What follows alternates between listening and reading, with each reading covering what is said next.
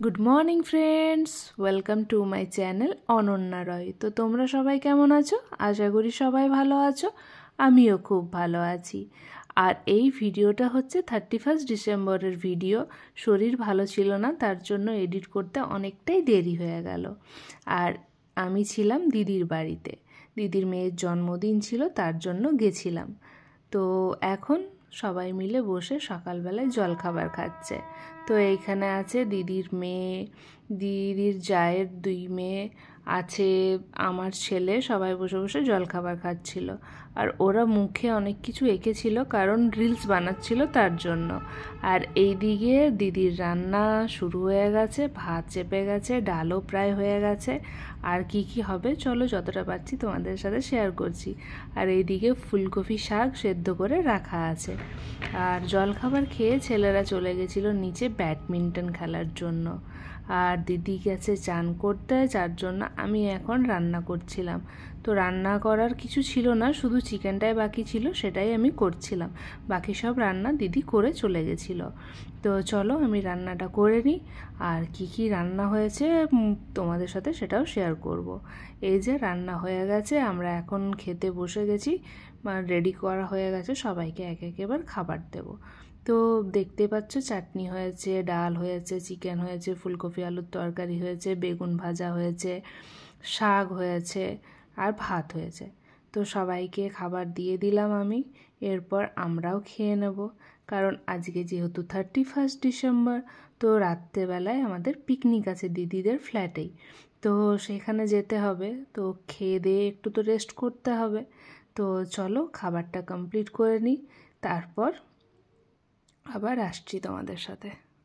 খাবার দাবার খাওয়ার পর ছেলেদেরকে নিয়ে চলে এসেছিলাম ঘুম পাড়ানোর জন্য। তো ছেলেদেরকে আমি ঘুম পাড়াবো, ছেলেরাই আমাকে ঘুম পাড়িয়ে দিল। না ওরা ঘুমোলো, না আমাকে একটুও ঘুমোতে দিল, শুধু বদমাইশি করছিল। তো সন্ধেবেলায় মাথা পুরো ধরে গেছিলো, তো দিদির মেয়ে চা করে খাওয়ালো, আদা দেওয়া চা, খুব সুন্দর চাটা বানিয়েছিল। তো সবাইকে চা করে দিল, আর নিজেও খেলো। আর দিদিরা চলে গেছে যেখানে ফিস্ট হচ্ছে সেখানে, এরপর আমিও চাটা খেয়ে সেখানেই যাব। তো এই দেখো এইখানে হচ্ছে ফিস্ট, সবাই চলে এসেছে ওরা। এখন জলখাবারের ব্যবস্থা চলছে। জলখাবারে ছিল মুড়ি আর চপ, তো সেটাই সবাইকে দেওয়ার ব্যবস্থা চলছে। আর এই দিকে রান্নাও চেপে গেছে। তো রাত্রের মেনুতে ছিল মাটন আর পোলাও আর মিষ্টি। তো মাটনের রান্না এইদিকে দেখাচ্ছি তোমাদেরকে। এই যে মাটনের এইখানে আলু ভাজা হচ্ছে, মাটনে দেওয়া হবে তার জন্য। আর এইদিকে সবাইকে মুড়ি দেওয়ার ব্যবস্থা চলছে জলখাবারে। চপ মুড়ি যারা এসেছে তাদেরকে দিয়ে দেওয়া হচ্ছে, আর যারা আসেনি তাদের জন্য পাঠিয়ে দেওয়ার ব্যবস্থা করা হয়েছে। আর দেখো এই বাচ্চাটা কি সুন্দর চপ মুড়ি নিয়ে বসেছে খাবার জন্য। তো শুকনো মুড়ি রেখেছে, চপটা মাখলে তো ঝাল হয়ে যাবে, খেতে পারবে না, তার জন্য বসে বসে মুড়ি খাচ্ছে। তো চলো ওদের গল্প একটু শোনো।